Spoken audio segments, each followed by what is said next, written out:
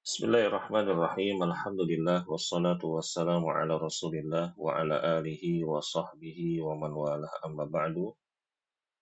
Ibu-ibu yang saya muliakan, alhamdulillah pada pagi hari ini kita kembali berjumpa dan insya Allah kita akan melanjutkan kembali pelajaran kita di kitab hadis 100 hadis pedoman hidup sehari-hari, buah karya dari Al-Ustaz Sa'id Yai Hafizahullah Ta'ala. Pada pertemuan yang lalu kita sudah eh, membacakan hadis dan kita sudah mempelajari hadis ke-87 dan sekarang kita akan masuk pada hadis yang ke-88. Penulis di sini hafizahullah taala berkata hadis ke-88 menjawab adzan. An Abdillah bin Amr ibn Al-As radhiyallahu anhuma anna Nabiyya sallallahu alaihi wasallam qala idza sami'tumul muadzin faqulu mithla ma yaqul thumma sallu alayya fa innahu man shalla alayya salatan sallallahu alaihi biha asyra, rawahu Muslim. Yang artinya diriwayatkan dari Abdullah bin Amr bin Al-As radhiyallahu anhu atau radhiyallahu anhuma, Nabi sallallahu alaihi wasallam bersabda, jika kalian mendengar muadzin, yakni mengumandangkan adzan, maka ucapkanlah seperti yang diucapkannya. Kemudian bersolawatlah kepadaku, sesungguhnya siapa yang bersolawat kepadaku sekali, maka Allah akan bersolawat kepadanya 10 kali. Penulis di sini memberikan faedah, ibu-ibu, atau memberikan penjelasan. Yang pertama, disyariatkan menjawab panggilan adzan dengan panggilan yang serupa. Contohnya, sebagaimana yang sudah sering kita amalkan ya ibu-ibu. Allahu Akbar, Allahu Akbar. Kita jawab dengan Allahu Akbar, Allahu Akbar. Begitu juga ketika muadzin mengumandangkan Asyhadu an la ilaha illallah. Kita jawab sebagaimana mestinya. Asyhadu anna Muhammadar Rasulullah. Kita jawab semestinya. Sedangkan pada lafal hayya 'alas shalah, maka kita mengatakan la haula wala quwwata illa billah. Ya, hayya 'alas shalah dan hayya 'alal falah, kita mengatakan la haula wala quwwata illa billah. Dan yang ketiga, ibu-ibu rahimakumullah, penulis ini mengatakan kita diperintahkan untuk banyak bersolawat kepada Nabi Muhammad sallallahu alaihi wasallam, ya, karena orang yang bersolawat kepada beliau, ya, maka Allah akan bersolawat kepadanya. Ya. Kalau kita bersolawat, ya, ibu-ibu rahimakumullah, kepada Rasulullah sallallahu alaihi wasallam adalah kita itu seperti mendoakan Nabi sallallahu alaihi wasallam. Kita memohon kepada Allah Subhanahu wa taala agar Allah memuji beliau, agar Allah meninggikan derajat beliau. Sedangkan salawat Allah untuk kepada kita, yakni para hambanya, adalah Allah akan menyebut dan memujinya di hadapan makhluk-makhluk di sisi Allah Subhanahu wa taala, terutama di penduduk langit, yakni para malaikat. Diriwayatkan dalam suatu hadis, ibu-ibu rahimakumullah, apabila Allah Subhanahu wa taala mencintai seorang hamba, ya maka Allah akan manggil Jibril, ya. Maka Allah berfirman kepada malaikat Jibril, wahai Jibril, sesungguhnya aku mencintai si fulan, ya, maka cintailah dia. Lalu setelah itu, ibu-ibu rahimahullah, malaikat Jibril, ya, beranjak dari sisi Allah menuju makhluk langit, yang mana sudah kita ketahui makhluk langit adalah para malaikat. Lalu malaikat Jibril menyeru mereka sambil mengatakan, ya, wahai penduduk langit, maksudnya wahai para malaikat, sesungguhnya Allah mencintai si fulan, maka cintailah dia. Nah, Ketika Jibril sudah melafalkan, sudah menyampaikan perintah Allah seperti itu, maka si fulan ini yang dicintai oleh Allah, dia akan dicintai oleh penduduk langit dan juga penduduk bumi. Ya, seperti itu. Nah, inilah ya yang kita harapkan dari sisi Allah Subhanahu wa taala. Dan saya memberikan sedikit tambahan ibu-ibu ya. Yang pertama, menjawab adzan itu hukumnya sunnah, ya, menurut pendapat mayoritas ulama atau menurut pendapat jumhur ulama. Lalu, tidak disunnahkan menjawab adzan dari rekaman. Jadi, misalkan ibu-ibu rahimakumullah, lagi dengerin radio, lagi nonton TV, ya, atau punya alarm adzan di HP masing-masing, maka tidak disyariatkan kita menjawabnya, karena itu rekaman. Lalu kemudian adzan anak kecil itu dihukumi sah. Jadi kalau ada anak kecil laki-laki dia adzan sah. Tetapi anak itu harus sudah mumayyiz. Ya, mumayyiz itu ibu-ibu usia 7 tahun ke atas. Ya. Dan dalam pengawasan orang dewasa. Kalau misalkan ada anak kecil uculuk datang ke masjid, ambil mikrofon, ya, dia azan. Ya. Allahu Akbar, Allahu Akbar. Dia mau azan, nggak ada orang dewasa di samping-sampingnya ibu-ibu ya. Nggak ada orang dewasa. Dia mau azan, tahu-tahu jadi komat. Nah ini yang repot, ya begitu ibu-ibu. Nah jadi maksudnya para ulama mengkondisikan di sini, ya anak kecil azannya itu sah, tapi dia harus mumayyiz dan dalam pengawasan orang tua. Misalkan DKM ibu-ibu ya, mau ngelatih anak-anak di sekitaran masjid, disuruh adzan, tapi sama DKM ditungguin, sambil diajarkan, sambil dibimbing, ya, adab-adab adzan, dan seterusnya, seperti itu. Kemudian, adzan dan iqamat diperbolehkan bagi wanita jika semua jamaah atau dalam satu tempat merupakan wanita semuanya. Ya, namun hendaknya adzan dan iqamat dengan suara yang tidak keras. Suaranya normal aja ibu. Kalau laki-laki kan adzan sangat ditekankan, bukan sangat ditekankan lagi, ya memang harus diangkat suaranya. Ya, suaranya harus ditinggikan, suaranya harus dikeraskan. Ya, walaupun udah pakai mikrofon, ya. Dia harus melafalkan adzan, mengumandangkan adzan dengan suara yang dikeraskan. Tapi kalau perempuan tidak, biasa aja. Ya jangan mentang-mentang adzan, terlalu di situ perempuan semua, terus ditinggikan suaranya. Nggak boleh, ibu-ibu. Ya, nggak boleh. Karena suara perempuan yang melebihi suara normalnya, itu adalah aurat. Makanya ibu-ibu perempuan itu nggak boleh nyanyi di hadapan selain mahramnya, selain suaminya, nggak boleh dia bernyanyi. Kenapa? Karena suaranya keluar dari suara normalnya, ya. Nggak boleh dia suaranya itu eh, apa namanya, dilemah lembutkan gitu ya, untuk tujuan menarik lawan jenis yang nggak boleh. Beda kalau ibu-ibu menjaga intonasi sama guru, sama ustadz, beda. Ya tujuannya adalah kita apa namanya, beradab sama guru, begitu. Jangan juga mentang-mentang misalkan kita nggak boleh berlemah lembut sama lawan jenis, jadi nggak sopan sama ustadz. Ya. Ngomong suaranya diangkat, ngomong suaranya ketus, nggak bagus itu ibu-ibu ya. Ya banyak umahat yang salah paham. Kalau ngomong sama ustadz biasa aja, suara biasa, normal, suara normal, itu tidak masalah. Ya, baik. Yang terakhir dari hadis ke-88 ini, ya faedahnya adalah keutamaan dari menjawab adzan adalah diampuni dosa-dosanya. Ini menjawab adzan bagi semuanya ibu-ibu ya, baik laki-laki ataupun perempuan.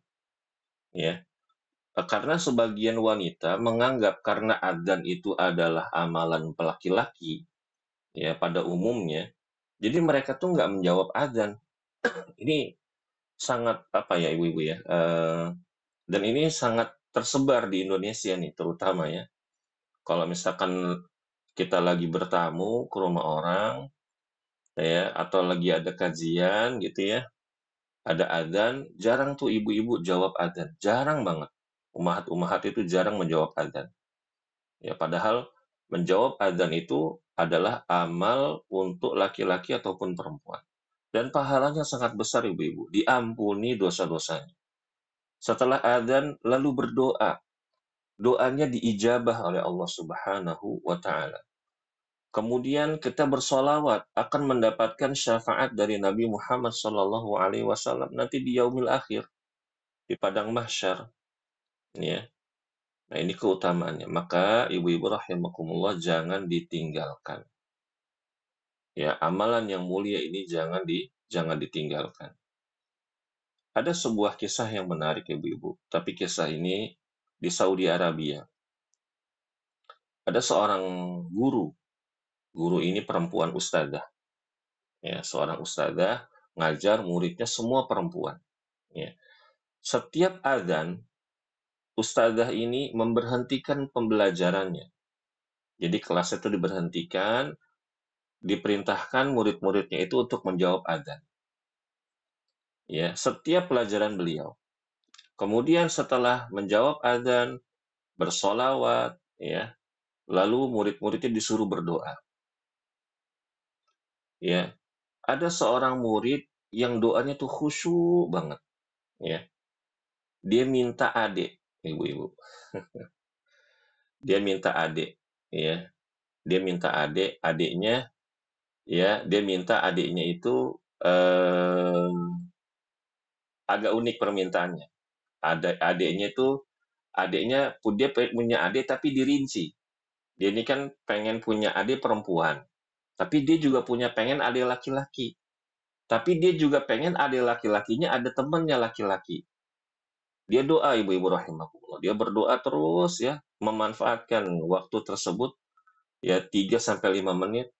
Beberapa tahun kemudian ibu-ibu rahimahumullah Allah anugerahkan, Allah rizkikan, Allah ijabah doanya. Ibunya hamil, kembar tiga, kembar tiga, satu perempuan, dua laki-laki. Nah, ini Allahu Akbar ya. Maka ibu-ibu jangan remehkan doa di antara adzan dan iqamat ya. Tapi Ustadz, adzan dan iqamat itu kan pendek. Oleh karena itu ibu-ibu kita harus cerdas. Cerdasnya gimana? Kita pilih doa-doa yang menjamak semuanya. Ya, misalkan doa untuk mengampuni diri sendiri, doa untuk orang tua, untuk kaum muslimin, untuk keluarga, ya. Doa yang penting apa? Agar keluarga itu bertauhid, ya, agar keluarga itu mengerjakan sholat, doa kebaikan untuk anak-anak, itu, ya. 7 poin aja cukup. Lalu ditutup dengan doa, Rabbana atina fid dunya hasanah wa fil akhirati hasanah wa qina adzabannar. Ya. Jadi ada 8 doa, mungkin cukup itu, ya. Seperti itu. Kemudian ibu-ibu rahimakumullah, kita masuk ke hadis yang ke-89. Penulis mengatakan keutamaan salat malam. An Abi Hurairah radhiyallahu anhu 'anil Nabiy sallallahu alaihi wasallam qala afdalus salati ba'da salatil maktubati as-salatu fi jawfil laili wa afdalus siyami ba'da syahri ramadhana siyamu syahrillahil muharram rawahu Muslim. Yang artinya diriwayatkan dari Abu Hurairah radhiyallahu anhu Rasulullah sallallahu alaihi wasallam, salat yang paling afdol setelah salat fardu adalah salat malam, salat tahajud. Ya, ibu-ibu. Kemudian puasa yang paling afdol setelah Ramadan atau puasa Ramadan adalah puasa di bulan Muharram. Nah, penulis di sini memberikan penjelasan Yang pertama, sholat yang paling afdol dikerjakan setelah mengerjakan sholat-sholat wajib, ini sholat subuh, zuhur, asar, maghrib, isya, itu adalah sholat sunnah tahajud. Sholat sunnah witir atau malam. Ya. Kemudian yang kedua, waktu sholat malam yang paling utama adalah sepertiga malam terakhir. Nah, sepertiga malam terakhir itu ibu-ibu rahimakumullah dihitung dari pukul 1 hingga akhirnya. Ya kira-kira 30 menit menjelang adzan. Ya, maksudnya 30 menit menjelang adzan subuh. Itu dari jam 1 sampai jam 30 menit menjelang adzan subuh. Itu yang paling afdol atau waktu sepertiga malam.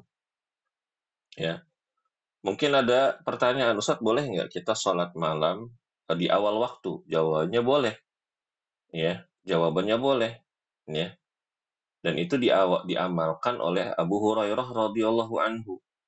Abu Hurairah radhiyallahu anhu sebelum tidur itu beliau mengerjakan sholat 2 rakaat tahajud, 2 rakaat dan 1 witir, ya. Itu yang diamalkan dan kita boleh mengamalkan. Ustaz kita biasa sholat tahajud, qadarullah ketiduran semalam.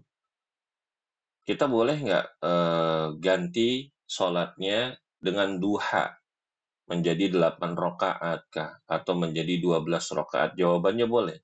Dan itu Rasulullah Shallallahu Alaihi Wasallam lakukan ketika peristiwa Fathu Mekah. Namun para ulama khilaf ibu-ibu rahimakumullah, beliau itu sholat duha atau sholat fatah atau sholat kemenangan. Namun para ulama di sini mengambil hukum bahwa Rasulullah pernah tidak terlewat sholat malam maksudnya. Lalu beliau menggantinya di pagi hari atau di waktu duha dengan jumlah yang semisalnya 8 atau 10 rakaat ketika sholat duha. Namun kalau ditanya sholat duha yang afdol berapa rakaat, ya afdolnya 2 rakaat. Tapi kalau misalkan kita biasa sholat malam, ibu-ibu, qadarullah sakit, qadarullah ketiduran, maka kita bisa ganti dengan sholat duha, ya, eh, lebih dari 2 rakaat. Ada lebih dari 2 rakaat, bukan harokat ya. Wallahu a'lam bishawab. Kemudian ibu-ibu, saya sedikit memberikan tambahan. Oh enggak, yang ketiga, penulis mengatakan puasa di bulan Muharram itu hukumnya sunnah muakkadah. Ya. Yang ke-80 saya memberikan sedikit komentar di hadis 89 ini. Yang pertama, hukum sholat malam itu sunnah muakkadah, ibu-ibu ya. Sunnah muakkadah, bukan wajib. Ya. Sunnah muakkadah adalah sunnah yang sangat ditekankan. Kemudian yang kedua, jumlah paling sedikit adalah 2 rakaat dan 1 witir. Dan yang sesuai sunnah adalah 8 rakaat dengan 3 witir. Kalau misalkan ditanya, boleh nggak sih sholat malam lebih dari 11 rakaat? Jawabannya boleh. Ya, ibu-ibu ya, boleh, tidak masalah. Ya, sebagian ulama tidak membatasi. Tetapi para ulama sepakat bahwa yang afdol atau yang sesuai sunnah adalah sebagaimana yang Rasulullah amalkan, yaitu 11 rakaat. 8 rakaat dengan dua salam, kemudian dengan 3 witir.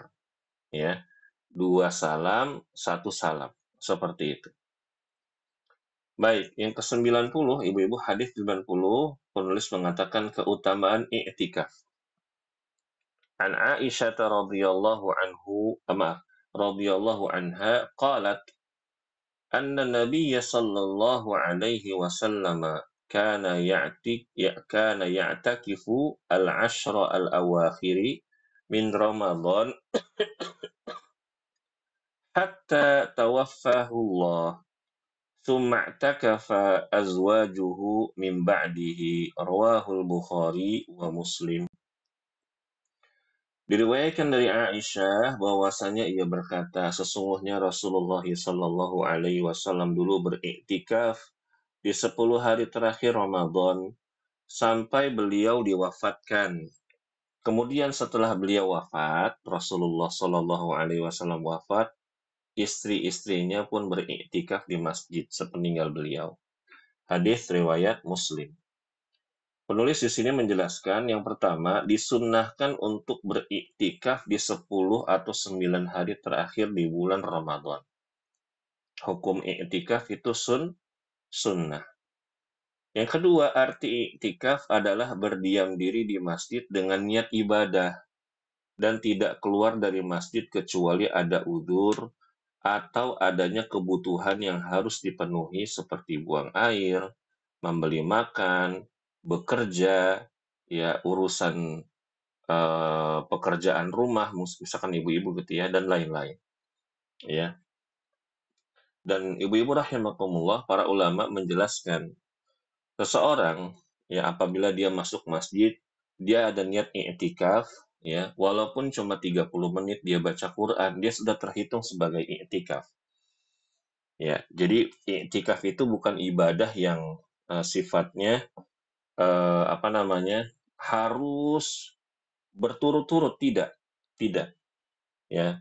Tapi ya i'tikaf itu adalah amalan yang memang diniatkan ya secara khusus oleh si pelaku ya dengan dia masuk ke dalam masjid. Setiap dia masuk ke dalam masjid ya.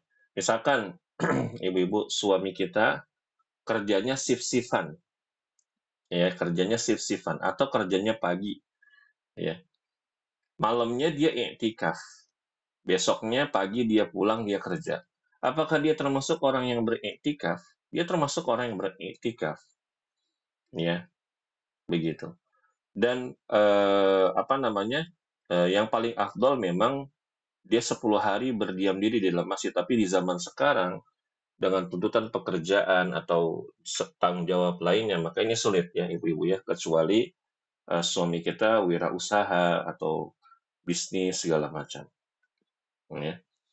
Kemudian penulis mengatakan yang ketiga, dimulai dari di iktikaf dimulai pada waktu masuknya maghrib malam tanggal 21 Ramadan dan berakhir ketika masuk waktu maghrib tanggal 1 Syawal. Ya. Yang keempat, ketika berada di masjid, seorang yang beriktikaf disunnahkan memperbanyak ibadah seperti membaca Quran, berzikir, sholat sunnah, dan lain-lain, dan tidak menyibukkan dengan hal-hal keduniawian. Ibu-ibu, saya memberikan sedikit tambahan ya, hadis yang 90 ini. Ya, wanita itu boleh beriktikaf di masjid selama terpenuhi syaratnya. Ya, yang pertama mendapatkan izin dari wali atau suami. Wali ini adalah kedua orang tuanya. Terpisah antara pria dan wanita. Jadi ketika dia iktikaf, tempatnya terpisah. Benar-benar terpisah. Bukan hanya ditutup tirai gitu ya, tidak ibu-ibu. Misalkan masjidnya ini ada 2 tingkat. Yang laki-laki di bawah, yang perempuan di atas. Ya. Atau mau pakai tirai, tirainya harus yang tinggi. Nah, gitu ya. Ya, tapi dengan beda lantai itu lebih afdol, itu lebih baik. Dan mengenakan pakaian syar'i, pakaian yang menutup seluruh tubuhnya. Ya, tidak mengenakan parfum. Ini ibu-ibu ya, tidak mengenakan parfum. Kemudian niat iktikaf karena Allah bukan karena mencari dunia. Ya, mencari jodoh. Bisa jadi kan ada perempuan ya, mungkin ibu-ibu gitu ya, dia punya anak gadis, ya dia ajak anaknya, walaupun dia iktikaf bareng sama suaminya atau ayahnya, tapi dia iktikaf niatnya mau cari jodoh. Menjadi calon suami buat anaknya, ya. Diperhatiin siapa nih. Wah, ini anak laki-laki lumayan nih, ganteng nih, soleh nih kayaknya nih. Atau akhirnya rajin baca Quran. Itu tidak boleh, ya. Jadi murni memang hanya karena untuk ibadah, ya. Atau dengan niat mendapatkan atau ingin mendapatkan pengakuan dari orang lain, mendapat validasi dari orang lain. Oh, si fulana atau si fulan iktikaf, masya Allah, ya. Makanya dia ketika etikaf rajin update status. Nah, ini nggak boleh ibu-ibu ya. Kemudian yang kedua, iktikaf merupakan sunnah Nabi dan bukan syarat untuk mendapatkan malam Lailatul Qadar. Banyak orang mengira kalau mau dapat malam Lailatul Qadar ya iktikaf di bulan Ramadan di 10 hari terakhir. Itu salah ibu-ibu. Jadi hari Lailatul Qadar itu semuanya kita mendapati. Mau kita orang soleh, mau kita orang eh, tidak soleh, mau kita ahli ibadah, mau kita orang yang tidak ahli ibadah, orang kafir, orang muslim, semuanya mendapati malam Lailatul Qadar. Semuanya apa namanya merasakan. Maksudnya itu apa namanya ketenangan malam Lailatul Qadar itu merasakan semuanya. Namun ya orang-orang yang hanya diberi taufik oleh Allah lah yang dia itu bisa beramal soleh di malam Lailatul Qadar tersebut. Ya, begitu. Makanya ibu-ibu rahimakumullah, orang-orang soleh zaman dahulu itu ketika malam-malam ganjil, itu ibadahnya tuh luar biasa. Ya, dia perbanyak amal ibadah. Ya, dia perbanyak amal ibadah. Nah, jangan sampai gini ibu-ibu, walaupun Ramadan masih beberapa bulan lagi ya, ya, jangan sampai, ini saya pesan kepada diri saya pribadi dan ibu-ibu, ketika memasuki 10 hari terakhir Ramadan, itu malah kita tuh lalai. Justru kita malah banyak maksiat, nggak boleh. Ya, nggak boleh. Jangan banyakin maksiat. Jangan malah banyakin kegiatan-kegiatan yang sifatnya apa ya, kurang manfaat. Ustaz, tapi kalau misalkan kita keluar, kita nyari baju niatnya untuk menyenangkan anak-anak atau keluarga, apakah itu dinilai ibadah? Itu dinilai ibadah, ibu-ibu ya. Namun ya, kalau kita bisa atur strategi ya, eee, kebutuhan kita untuk hari raya kita bisa penuhi sebelum 10 hari terakhir, maka itu lebih bagus ya. Dan satu hal lagi ibu-ibu, apabila ibu-ibu iktikaf di masjid, hindari jual beli online di dalam masjid ya. Hindari jual beli online di dalam masjid. Kalau mau jual beli, pindah dulu ya ke parkiran kah ya atau lain-lain. Baik. Sekarang kita masuk ke hadis yang ke-91. Penulis mengatakan pemimpin dalam safar. An Abi Sa'id Al-Khudri radhiyallahu anhu anna Rasulullah sallallahu alaihi wasallam qala idza kharaja thalathatun fi safarin falyu'ammiru ahadahum rawahu Abu Dawud. Diriwayatkan dari Abu Sa'id Al-Khudri radhiyallahu anhu, Rasulullah Shallallahu alaihi wasallam bersabda, jika ada 3 orang keluar untuk bersafar, ya, maka haruslah mereka mengangkat satu pemimpin di antara mereka. Ya, apabila ada 3 orang safar, maka mereka harus mengangkat satu pemimpin. Penulis di sini menjelaskan yang pertama, ketika bersafar disunnahkan menyertakan paling tidak 2 orang sahabat, sehingga dia tidak safar sendirian. Karena kalau ada orang safar sendirian, dia safarnya sama setan nih, ibu. Kok bisa, Ustadz? Maksudnya gimana? Ya, jadi gini, orang ketika dia berada di luar daerahnya, tidak berada di kampungnya, maka dia merasa seperti bebas. Nggak ada yang kenal dia. Nggak ada yang mengetahui siapa orang ini, siapa saya. Jadi dia mau maksiat, dia mau ngapain, bodoh amat, kasarannya gitu ibu-ibu. Nah makanya itulah orang yang safar sendirian, dia safar bersama syaitan. Ya, makanya hendaknya kita ambil teman satu atau dua. Dan di sini Rasulullah menyebutkan dua. Ya. Lalu yang kedua, apabila ada 3 orang bersafar, maka mereka diperintahkan untuk mengangkat satu orang sebagai amirus safar atau pemimpin perjalanan. Ya, Yang ketiga, amir safar atau pemimpin perjalanan harus dipatuhi pada hal-hal yang berhubungan dengan safar. Seperti misalkan pemimpin safar ini menentukan kita nanti istirahatnya di mana, kita nginepnya di mana, ya, siapa saja yang apa namanya punya tugas, kamu tugasnya ini, saya tugasnya ini, seperti itu, ya, dan lain-lain. Ya, siapa yang berjaga, misalkan lagi safar, ya mau ke toilet, ya maka ada yang jagain barang segala macam. Ya. Nah ini ibu-ibu, hadis ini juga menunjukkan bahwa Islam ini agama yang benar. Islam adalah agama yang datang dari Allah Subhanahu wa Ta'ala, bukan agama yang dibuat-buat oleh Nabi Muhammad Sallallahu Alaihi Wasallam. Mana ada agama selain agama Islam yang punya apa ya ibaratnya ibu-ibu, sistem seperti ini? Nggak ada.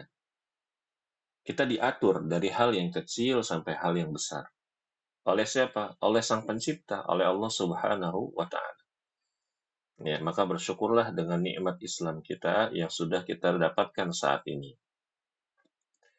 Ibu-ibu, saya sedikit memberikan faedah karena mungkin kita, apalagi ibu-ibu perempuan ya, mungkin jarang mendapatkan hadis seperti ini. Jadi agak panjang nih ibu-ibu ya. Tujuan dan fungsi pemimpin safar. Apa sih tujuannya dan fungsinya tuh? Kenapa Rasulullah memerintahkan? Yang pertama, untuk mengatur ketertiban. Yang namanya safar ibu-ibu ya kan, safar jauh ya. Apalagi zaman dahulu, nggak ada pesawat, nggak ada bis, nggak ada kereta, ya. Maka sangat dibutuhkan. Jadi memastikan ketertiban dan kelancaran perjalanan sehingga urusan rombongan nggak jadi kacau. Ya, contohnya kalau misalkan sekarang nih safar yang agak rempong, safar yang agak, aduh gimana ya, ribet gitu ya, kayak kita safar umroh atau safar haji. Nah, pemimpin safar kita tuh biasanya ustadz pembimbing, ya, atau asistennya nanti di sana adalah mutawif. Nah, ibu-ibunya, ustadz pembimbing itu harus kita patuhi, ya. Dia yang mengatur ketertiban, ya, kelancaran perjalanan, mengurus urusan rombongan kita nih biar nggak kacau. Lalu membuat keputusan. Seorang pemimpin perjalanan dia harus mengambil keputusan terkait perjalanan. Seperti apa perlu kita nih jamak kosor ya, atau kita ditentukan sholatnya di mana ya, ya seperti itu. Yang ketiga, mewakili rombongan.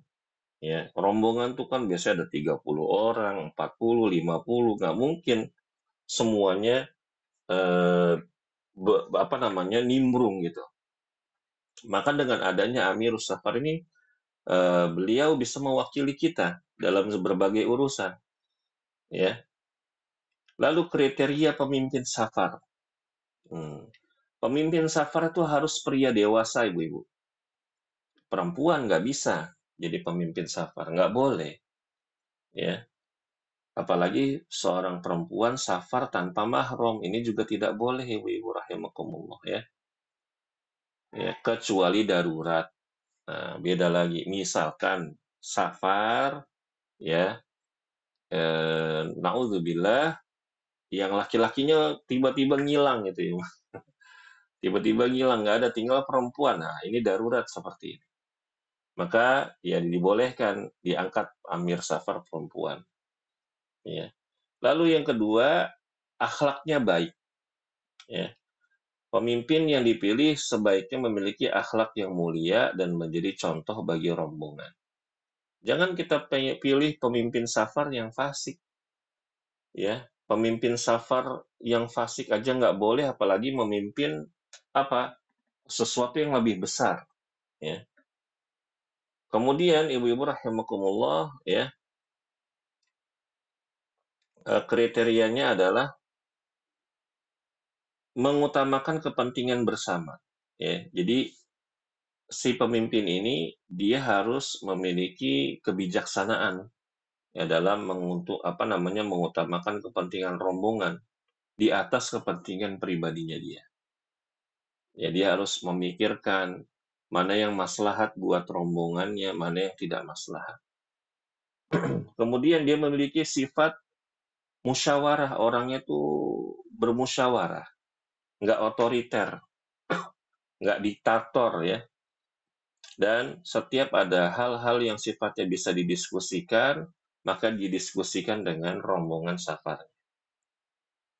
Kemudian, terkait dengan kewajiban dan ketaatan kita kepada pemimpin safar. Apa aja sih? Yang pertama, wajib dipatuhi yaitu kita mematuhi pemimpin safar dalam hal-hal yang baik, dalam hal-hal yang ketaatan, ketakwaan. Gak boleh kita taat dalam hal yang maksiat atau dosa. Ya. Kemudian, ya, batas ketaatan kita kepada dia adalah, ya, ketaatan hanya berlaku pada perkara yang berkaitan dengan maslahat safar. Ya, untuk urusan pribadi yang tidak terkait dengan safar, seorang anggota tidak wajib menuruti pemimpinnya jika terpaksa, meskipun tetap harus meminta izin. Contoh misalkan seperti lagi safar, ibu-ibu lagi umroh nih, biasanya kan ustadz pembimbing itu menentukan kita nanti tahalul di mana, baik laki-laki ataupun perempuan. Sudah selesai semuanya, rombongan umroh, udah tawaf, udah sa'i, ya, lalu mau tahalul. Nah, jamaah itu ngikutin ustadznya tuh biasanya. Yang perempuan diarahkan langsung ke hotel atas izin sang ustadz pembimbing ini atau atas izin amir safar. Jangan mentang-mentang kita udah ini ibu-ibu ya, udah biasa umroh, tiap tahun umroh, udah pengalaman. Kita jadi merasa sok tahu sama ustadz pembimbing itu. Nggak boleh. Atau misalkan ustadz juga nih, dia ustadz juga dibimbing sama ustadz. Nah, ini ustadz ini nih bukan amir safar, tapi dia sok tahu gitu loh. Apa namanya, melampaui keputusan atau kepemimpinan sang ustadz pembimbing. Ini tidak bagus, ya. Akhirnya dia mencal sendiri, pergi sendiri. Ya, pernah satu kejadian saya punya apa namanya? Apa namanya? Ada kejadian ya, saya alami pribadi, ibu-ibu. Ada salah seorang jamaah umroh, dia itu tiap tahun umroh. Iya, tiap tahun umroh. Iya, kita tahulah beliau tiap tahun umroh gitu ya. Akhirnya bikin pusing rombongan, Bu. Ketika tahalul dia ngilang, nggak ada kabar, nggak ada apa. Kita cari-cari kemana si bapak ini. Kita WA nggak dibales. Tahu-tahu dia udah ada di hotel. Dia dengan entengnya dia bilang, tadi saya cukur di langganan. Ya Allah.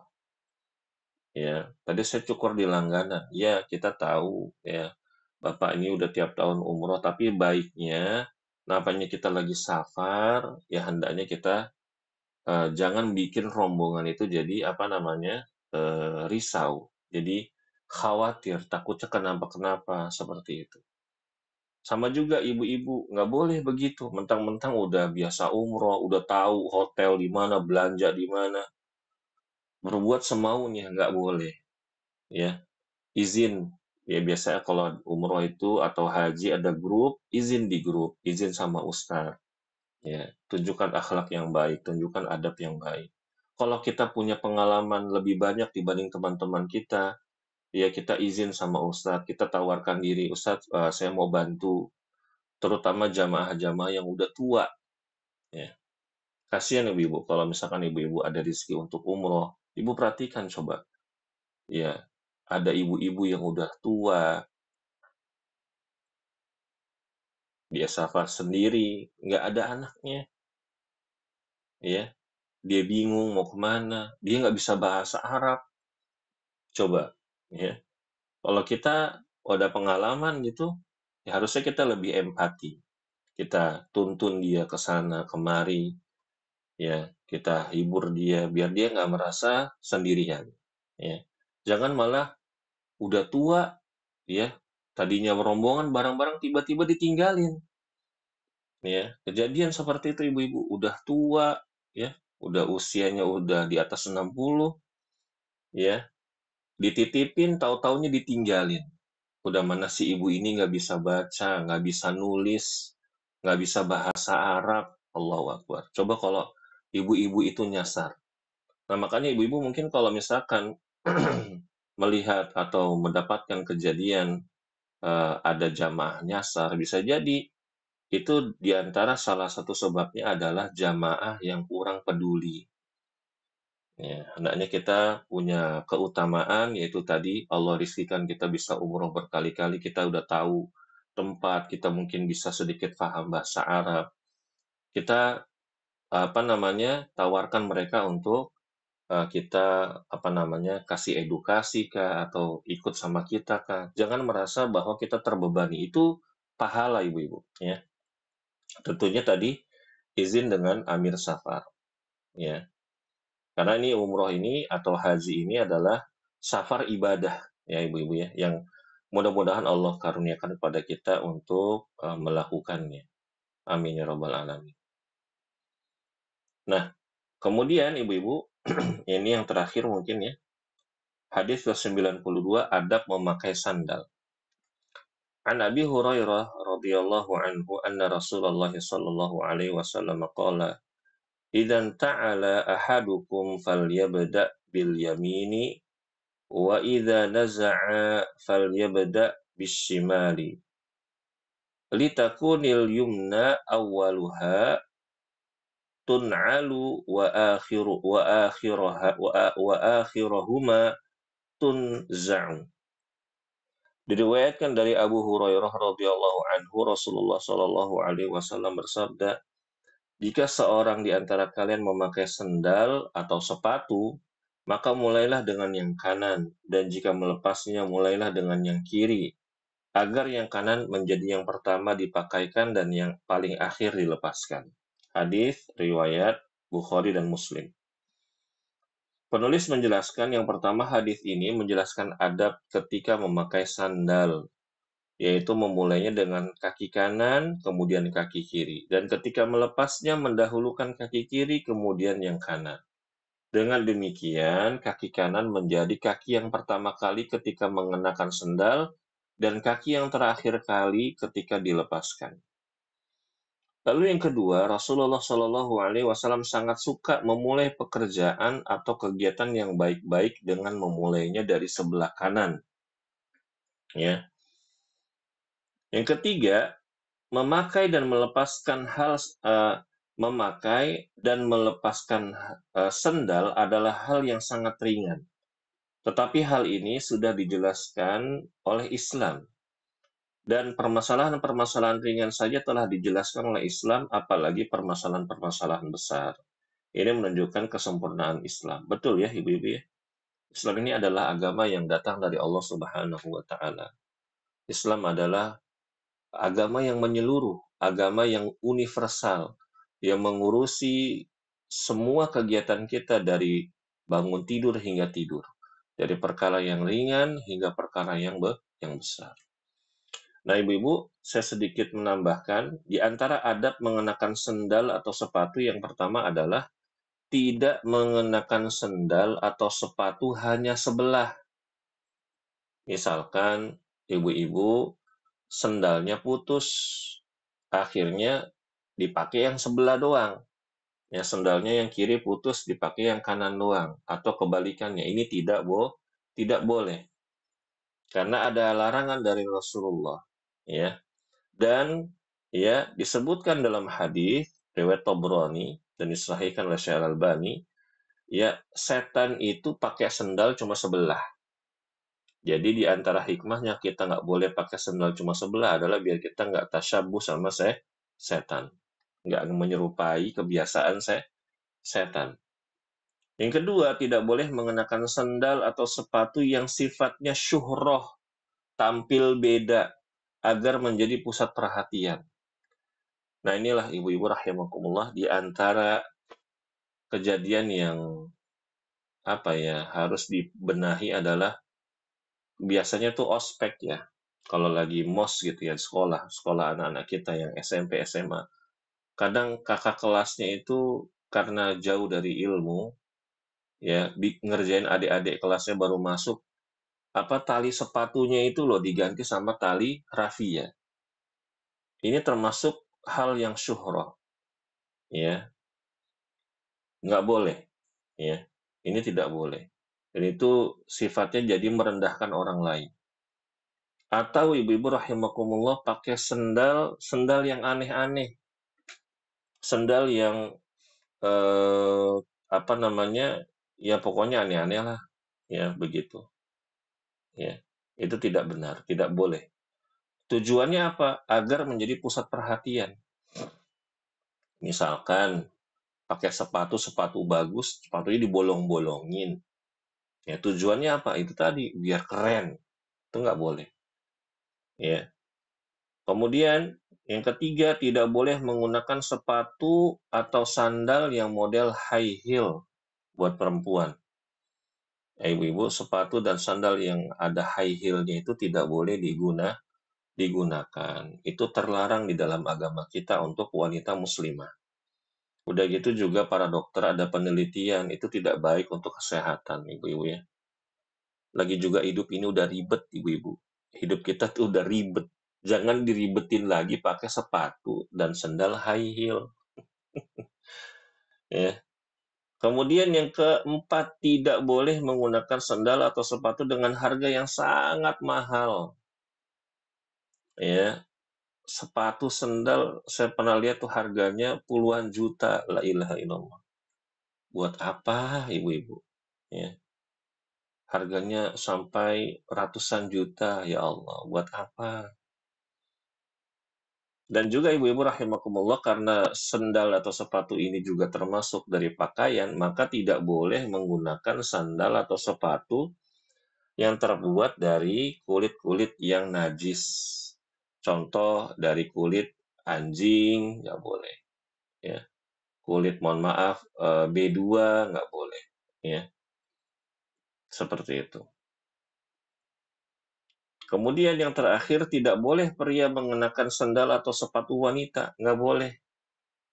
Atau sebaliknya, kecuali sandal, atau sebaliknya ya, perempuan pakai sepatu laki-laki, sandal laki-laki. Itu nggak boleh, kecuali sandal atau sepatu tersebut dikenal memiliki sifat unisex.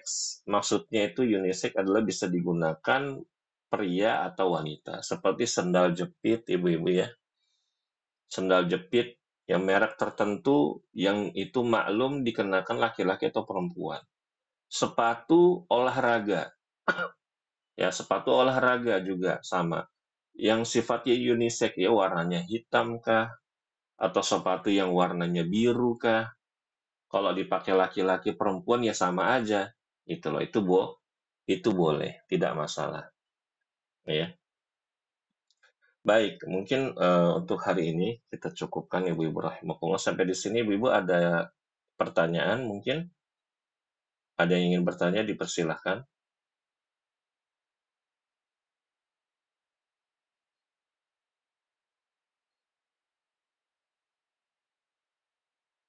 Baik, jika tidak ada, maka mungkin kita cukupkan saja ibu-ibu. Mudah-mudahan apa yang kita pelajari menjadi ilmu yang bermanfaat.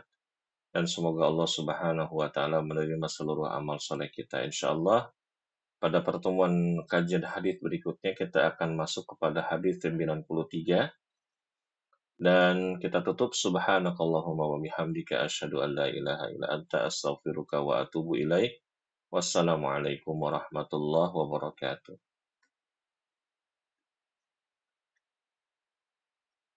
Iya ibu-ibu, wa jazakumullah khair. Iya.